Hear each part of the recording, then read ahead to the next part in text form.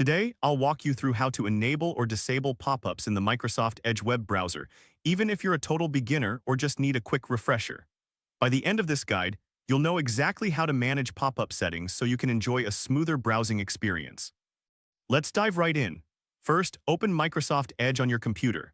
Zoom in once you have it open, look towards the upper right corner and click on the three dots to access the menu. This is your gateway to the browser's settings. Now from the drop-down menu, select Settings. Highlight Don't worry if your dashboard looks slightly different. Microsoft Edge updates frequently, but the core steps remain consistent. Next, navigate to Privacy, Search, and Services on the left-hand side. This section is like the control center for your browsing privacy and security. Once there, scroll down and click on Site Permissions. Scene Change, this is where you can manage what websites can do while you're browsing. Within Site Permissions, find and select Pop-ups and Redirects. This is your destination for controlling pop-up settings. Zoom in here, you can review the current configuration. You'll see options to either allow or block pop-ups.